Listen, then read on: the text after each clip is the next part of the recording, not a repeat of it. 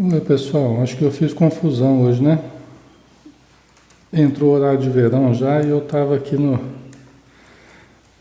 horário, no horário normal aqui, né? Embora atrasado também. Agora 10 horas e 14 minutos aí. Então vocês me perdoem, vamos começar, né? Vamos fazer a prece, né? Para a gente iniciar então o estudo de hoje. Vamos fechar os olhos,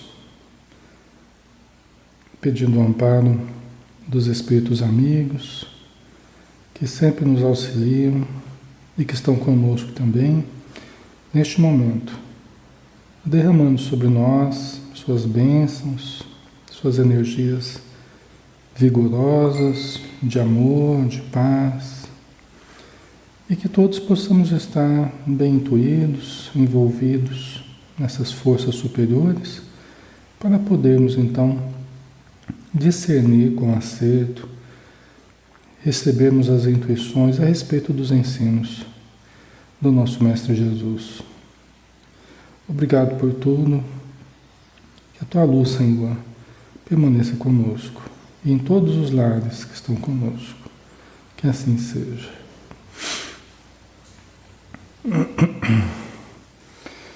Ok, pessoal, vamos então começar.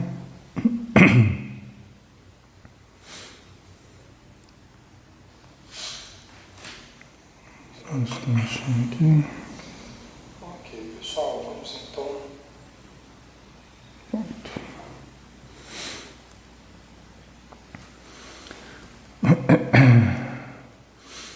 Então, nosso bom dia a todos que estão conosco, a Tânia, Isabela, Maria Inês, Avanil, Andréa Silva, Catimaroli, Silva Gasparim, Deni Dedé, a Juliana Ávila, Elisângela Barbi, Carlos Costa, um grande abraço em todos, tá? Então vamos começar, né? Vamos pegar aqui onde nós paramos, né? Para darmos sequência.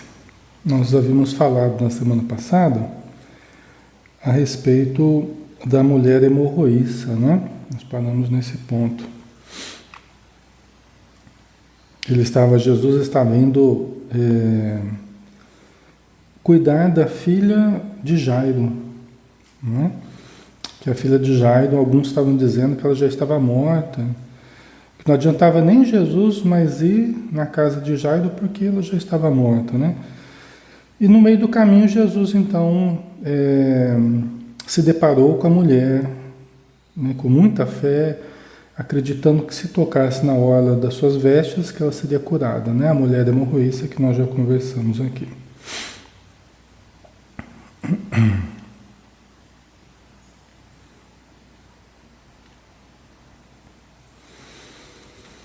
Então, no capítulo 8, versículo 49, diz aqui, né? Deixa eu só dar uma ajeitadinha aqui. Diz aqui, no versículo 49, ele ainda falava quando chegou alguém da casa do chefe da sinagoga, que era o Jairo lá, né?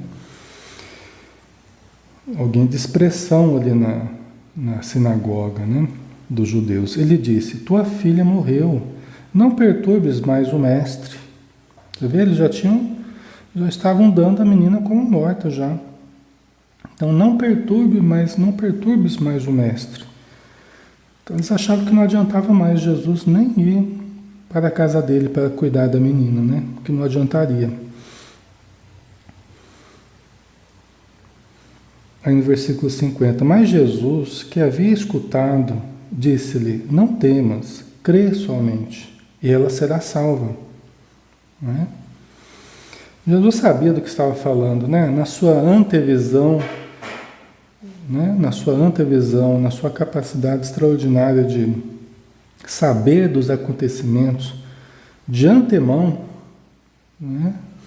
Com antecedência, na sua paranormalidade, nós podemos dizer, também na sua mediunidade. Olha, Jesus estava constantemente ligado ali com os espíritos que o servem. Só que ele estava na condição material, não tem problema nenhum, nós entendemos Jesus como um médium, né, de faculdades mediúnicas e parapsicológicas, né, um sensitivo, uma pessoa de grande poder paranormal, né? Jesus estava numa condição física, material, então ele entrava em contato com os espíritos que o servem, né? Então, ele sabia do que estava acontecendo, por isso ele falou, não temas, crê somente, e ela será salva. Eu sei o que está acontecendo. Eu sei que ela não morreu ainda. Fiquem tranquilos, né? Mais ou menos isso que ele estava dizendo aqui, né?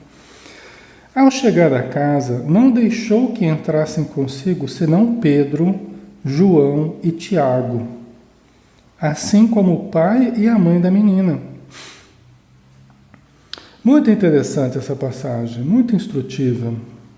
Tá? Muito instrutiva. Por quê? Pedro, Tiago e João eram os médiuns de apoio ali de Jesus que estavam frequentemente com ele. Muitos fenômenos ali eram produzidos com a ajuda dos três. Era a equipe, o núcleo central ali da equipe de Jesus era João, Tiago e Pedro. Pedro, Tiago e João eram os mais ligados a Jesus ali, os que tinham uma condição melhor, pelo que tudo indica. Inclusive, Pedro, Tiago e João se encarregaram depois da morte de Jesus, né, mais para frente, eles se encarregaram da manutenção da Casa do Caminho, eles que assumiram ali as rédeas da Casa do Caminho, junto com outros, mas era o núcleo central ali, eram os mais preparados, né? Os melhor preparados, os mais bem preparados ali dos seguidores de Jesus, né? E Jesus frequentemente estava com eles. Quando houve, por exemplo, a transfiguração do Monte Tabor, em que apareceu Moisés e Elias, materializados, Jesus transfigurado e os dois ali ao lado dele, quem que estava presente com Jesus? Pedro, Tiago e João. Não é? Então, é interessante como que Jesus utilizava, né, o auxílio deles, né, para algumas situações específicas que eram mais delicadas. Por isso que Jesus, ele não deixou que entrassem consigo senão Pedro, Tiago e João. Por quê? Porque a multidão estava ali, as pessoas, parentes, estava todo mundo ali próximo da menina, né? Achando que a menina já estava morta. Nós sabemos que as pessoas imprimem sobre o moribundo, sobre a pessoa que está quase desencarnando, né? As pessoas imprimem energias muitas vezes muito negativas, né? Porque elas ficam sofrendo a perda, elas não querem que aquele parente se vá, né? Elas se sentem angustiadas diante daquele quadro de necessidade. O que elas fazem? Elas tecem como que uma teia de vibrações negativas em torno do necessitado, em torno do doente, em torno do idoso que está quase desencarnando. E essa teia de vibrações negativas atrapalha muito até a ação dos espíritos bons. Às vezes até a pessoa tem a condição até de desencarnar, porque ela já está com o organismo bastante debilitado, a doença já corroeu bastante, mas não desencarna porque aqueles parentes ficam ali retendo a pessoa, né? O caso aqui é outro, né? Jesus está dizendo que ela não está morta, e está todo mundo achando que ela está morta, mas também projetam sobre a menina energias desequilibrantes, né? Por isso que Jesus, sabendo disso, né, conhecedor desses detalhes aí da vida espiritual, né, da relação com a vida material, já tirou todo mundo ali de perto, né, deixou só Pedro, Tiago e João, o pai e a mãe da menina, né.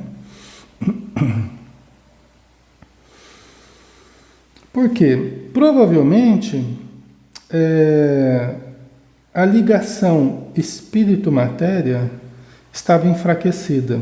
Tem muitas pessoas que entram em coma, tem muitas pessoas que vivem processos de desligamento do espírito com relação ao corpo, não ainda um desligamento absoluto, né? Não um desligamento total, por isso que não houve a morte ainda, né? Mas muitas vezes o enfraquecimento orgânico é tal, né? E algumas outras dificuldades favorecem que aquele espírito tenha dificuldades de retornar ao corpo.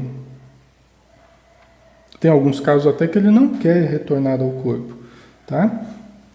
Tem casos que voltar ao corpo é um peso, é um sofrimento, e às vezes a pessoa quer continuar na vida espiritual, tá? Nós não sabemos exatamente qual foi o problema aqui, o que a menina estava passando, né? Mas certamente estava com dificuldades nessa interação espírito-corpo. Então vamos ver o que Jesus vai fazer, né? Tá dando para ouvir bem, pessoal? Tá certo aí. Conseguem ouvir bem? Tá dando para ouvir, né? Então vamos em frente. Lembrando que ao final do estudo nós teremos a aplicação dos passes, tá? Então quando nós finalizarmos, né, aí nós começaremos a aplicação dos passes. Então vamos lá, continuando aqui. Ao chegar a casa, não deixou que entrassem consigo senão Pedro, Tiago, João e Tiago, assim como o pai e a mãe da menina. Todos choravam e batiam no peito por causa dela. Ele disse: não choreis, ela não morreu, está dormindo. Então Jesus devia estar vendo, né? Ele devia estar vendo o quadro ali todo do que estava acontecendo. Ele devia estar vendo, né? Talvez a menina ali próxima ao corpo, ele devia estar percebendo tudo, né?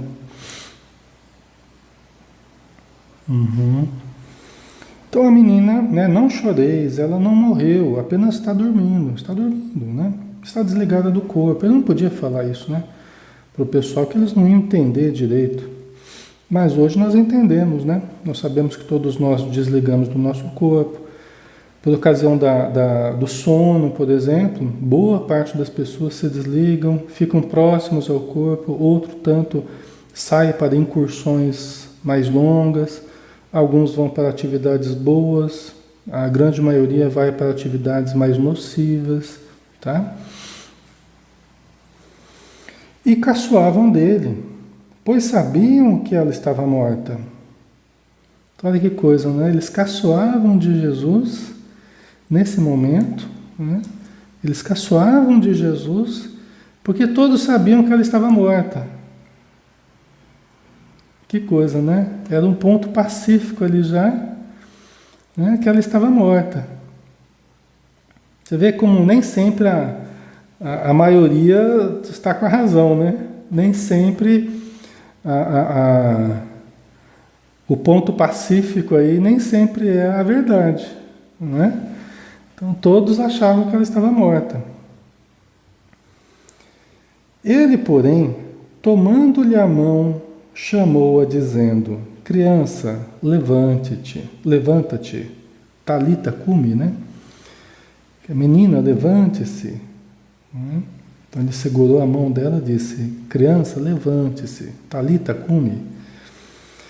O espírito dela voltou. Olha que interessante. Eu estou usando aqui a Bíblia de Jerusalém, Bíblia católica, né?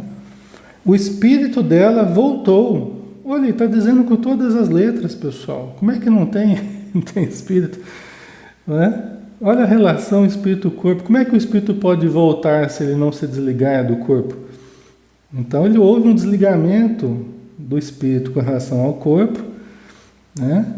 E não um desligamento absoluto, como a gente já diz, mas quando ele segurou na mão dela, Só ali no segurar da mão dela, já fecha ali um circuito de forças, né? O toque é também interessante nesse caso, né? Uma corrente de forças ali entre Jesus e a menina, além, é claro, do próprio campo vibratório de Jesus e também associado à autoridade da palavra de Jesus, né?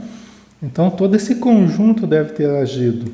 E o amparo daqueles espíritos amigos que estão ali servindo Jesus, né? Então o espírito dela voltou e no mesmo instante ela ficou de pé. Olha que maravilha! A pessoa estava desligada do corpo, né? Existem experiências hoje catalogadas, projeções astrais, né? Out of the body experience, né? Out of the body experience, né? Experiências fora do corpo, tá? Que são muito interessantes, pesquisadas por eminentes pesquisadores, não espíritas, mas pessoas de renome no meio internacional, né? Você tem também as experiências de EQM, experiências de quase morte, tá? Que as pessoas relatam experiências fora do corpo também, quando o corpo estava quase morrendo, em meio a uma cirurgia grave, tá? Eu já contei para vocês aquela experiência do senhor que foi fazer uma cirurgia cardíaca, né? Então, os sinais vitais ali no mínimo, né? Praticamente sem atividade cerebral, tudo monitorado ali na sala de cirurgia, e porque é justamente no coração, então eles têm que controlar todos os sinais vitais, né? E manter no mínimo possível. E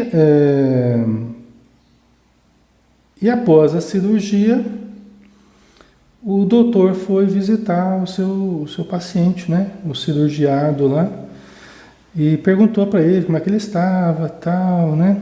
Aí o médico falou: a cirurgia foi muito boa, foi um sucesso, tá? Deu tudo certo. E ele brincando falou assim: olha, o único problema é que eu perdi minha caneta, minha caneta de estimação ali. No meio da cirurgia eu estava ali, né, fazendo os procedimentos e caiu minha caneta e eu não achei mais minha caneta. E aí o cirurgiado ali, o doente, falou assim: olha, eu vi a hora que caiu a sua caneta. A sua caneta está lá embaixo do autoclave. Aí o médico falou assim: não é possível que... Como é que você viu? Se você estava apagado, ali, os controles vitais estavam todos sem atividade cerebral, você estava ali, né, uma situação toda monitorada, como é que você viu?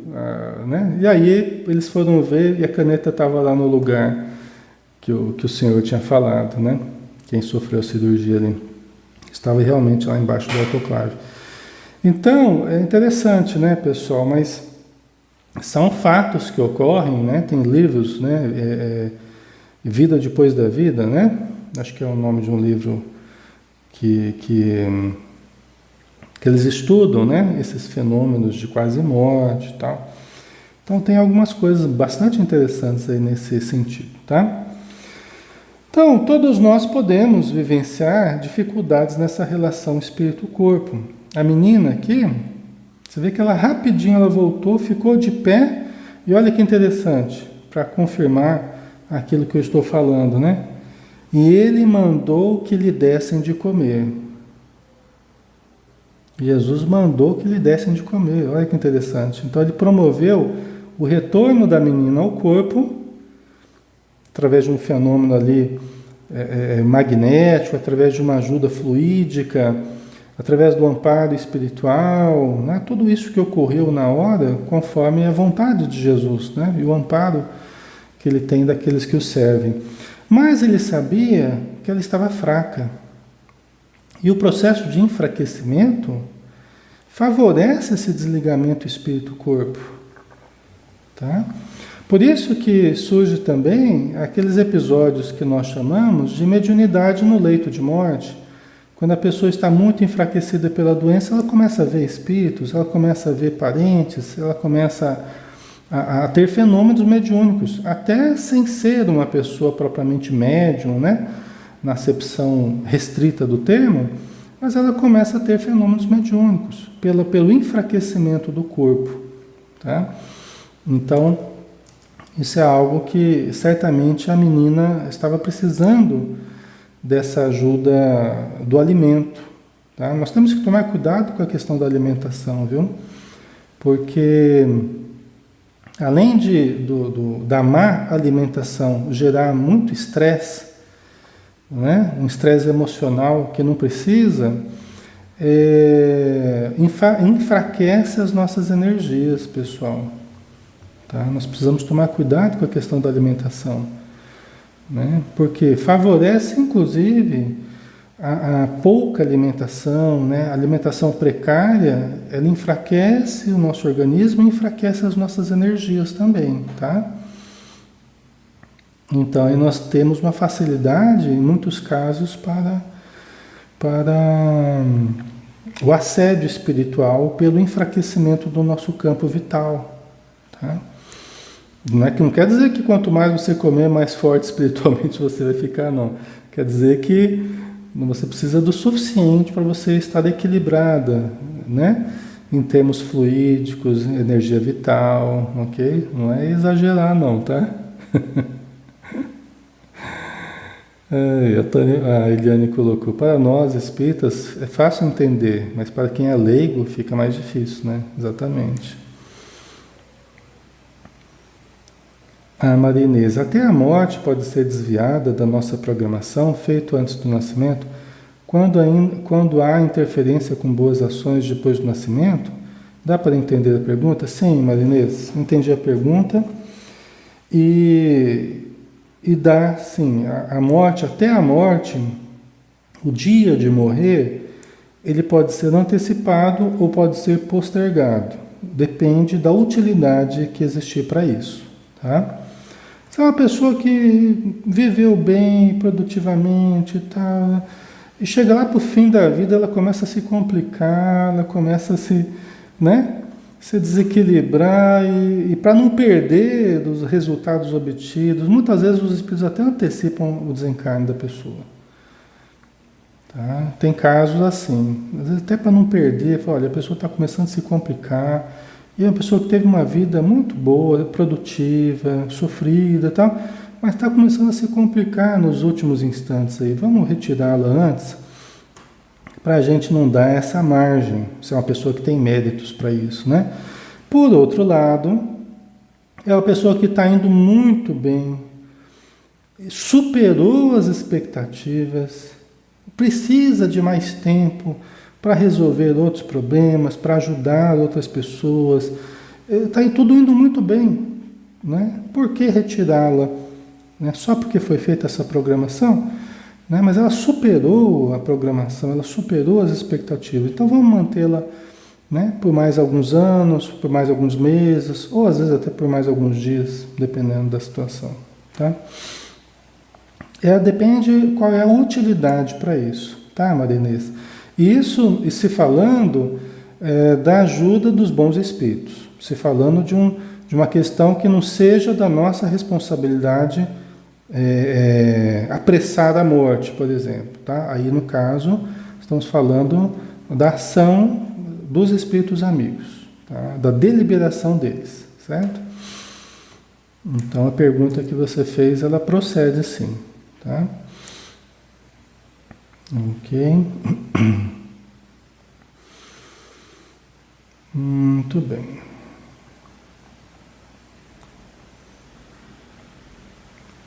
É isso aí. Então vamos lá, pessoal, continuando. Então o espírito dela voltou ao corpo e no mesmo instante ela ficou de pé. E ele mandou-lhe dessem de comer, tá? Seus pais ficaram espantados. Né? Os pais, imagina, né? Muito mais do que espantados, devem ter ficado felicíssimos. Né? Seus pais ficaram espantados. Ele, porém, ordenou-lhes que a ninguém contassem o que acontecera. Que interessante, né? Você vê que coisa? Jesus, diante de um fato maravilhoso como esse, diante de um fato de extrema beleza, né, em misericórdia do Pai, mesmo assim Jesus falou, olha, ordenou aos pais que não contassem a ninguém o que acontecera. Então, muitas pessoas falam que Jesus falava assim para que as pessoas fizessem o contrário. Eu não acredito nisso, não. Que Jesus falaria para as pessoas não contarem para ninguém, porque Jesus, sabendo que as pessoas, do jeito que elas são, só o fato de Jesus falar para elas não contarem, que aí que elas iriam contar mesmo, eu não acredito nessa hipótese, não. Eu, pessoalmente, não acredito nisso. Acredito que Jesus realmente tinha um objetivo com essa descrição. Se as pessoas contariam ou não, aí é uma questão delas, né? Nós não temos controle sobre o que as pessoas falam. Mas Jesus pedia em vários momentos a discrição. Eu acredito, e aí é uma opinião minha, né? Eu acredito que, veja bem, Jesus viveu 3 anos na sua missão pública. Tudo o que ele fez, que nós temos registrado aqui, pessoal, em torno de aproximadamente 3 anos, que é um tempo curto. Nós não suportamos Jesus na sua tarefa pública por mais de 3 anos. Nós, enquanto coletividade, né, humana, nós não suportamos Jesus por mais de 3 anos. Nós nos livramos de Jesus porque nos causou conflito, nos incomodou, né? A nós, humanidade, aquele que é diferente, aquele que é especial, aquele que é portador de um amor ainda desconhecido para nós, na plenitude que Jesus demonstrou. Vocês compreendem? Então Jesus, talvez se ele não tivesse pedido discrição em vários momentos, talvez ele não teria durado nem 3 anos. Não é? Porque sem que ele fizesse propaganda, sem que ele propagandeasse muito os feitos dele, ele já tinha multidões atrás dele o tempo todo, conforme ele ia curando, conforme ele ia ensinando. Não é? Talvez ele não durasse nem 1 ano, se ele não pedisse discrição das pessoas, né? Por parte das pessoas. Mas é uma opinião pessoal que cada um, né, analise e tire a sua. Mas eu creio que era mesmo uma preocupação de dar tempo para que ele conseguisse dar a mensagem que ele precisava dar. Né? Que ele precisava de tempo para isso. Ele teve pelo menos 3 anos para dar a mensagem, não é? Para todos nós, mas podia não ter tido esse tempo, não é? Então aquilo que chama muito a atenção, os espíritos sempre pedem a discrição.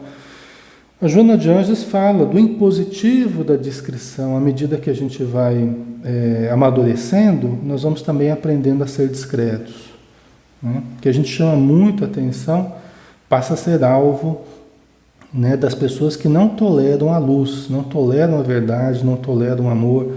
Então Jesus tomava esse cuidado para não chamar a atenção demais, né? A Margarida colocou, se as pessoas contassem os milagres, os outros não iriam entender, ou aumentaria ainda mais essa multidão. É uma também, né? Talvez muitos não compreendessem, né? Muitos já tinham Jesus como tendo demônio, né? O próprio Jesus falou, né? Veio João Batista sem comer nem beber e disseram, tem demônio. Veio o Filho do Homem comendo e bebendo e dizeis, tem demônio. Quer dizer, de qualquer modo, né? Só o fato de Jesus estar fazendo coisas maravilhosas, já achavam que ele era portador de sortilégios, de coisas demoníacas, de forças, né? Diziam para Jesus que ele expulsava os demônios porque ele era o chefe dos demônios. Não é? Você vê que coisa? Não é? Então ele teria poder sobre os demônios porque ele era o chefe dos demônios. Isso o próprio Jesus falou, né? Então era o que eles acreditavam, que Jesus ele era tomado por forças malignas, né? Quem era contra Jesus. E nós sabemos que era totalmente o oposto, né? Quem estava obsediado eram esses que tentavam criar entraves para a missão de Jesus. Esses que estavam influenciados por forças malignas, né? Eram justamente aqueles que imputavam isso a Jesus. Então o desconhecimento era de tal monta que talvez se eles saíssem falando dos feitos de Jesus, mais causaria propaganda contra Jesus do que a favor, né? Mas isso são hipóteses que, na verdade, não alteram tudo que Jesus fez, né? Apenas engrandece aí a sua tarefa de amor. Pessoal, no meu horário aqui faltam 15 para as 11, acho que vocês já entraram no horário de verão, nós não vamos estender muito hoje. Nós vamos iniciar o passe. Então, quem quiser passe, já escreve aí, quero o passe, tá? O passe virtual que nós vamos aplicar, com a ajuda de todos, nós vamos fazer uma prece. Quem quiser, coloque uma jarra de água, um copo d'água, né? Como você achar melhor, se quiser aproveitar os recursos fluídicos que os Espíritos nos envolvem a todos, né? Nós vamos fazer uma prece. E em seguida vamos fazer a aplicação dos passes, tá bom? Então peço a ajuda de todos, peço o amparo da espiritualidade, para que todos possamos sentir esse envolvimento, sentir a luz jorrando sobre nós, do alto, de modo que todos possamos estar harmonizados em nossas vibrações, em nossos sentimentos, em nossos pensamentos, e desse modo podemos então, nessa vivência de bem-aventurança, experimentarmos a paz, a tranquilidade. Todos nós precisamos, Senhor, destes momentos que Tu também cultivastes na sua trajetória terrena, buscando os lugares ermos para orar, para meditar, porque também tinhas a necessidade, a sede da vida superior, a sede dos fluidos divinos que vibram em toda parte, do qual te alimentavas, assim como nós também podemos nos alimentar, equilibrando os nossos pensamentos, os nossos sentimentos, harmonizando as nossas emoções e nos planificando por dentro.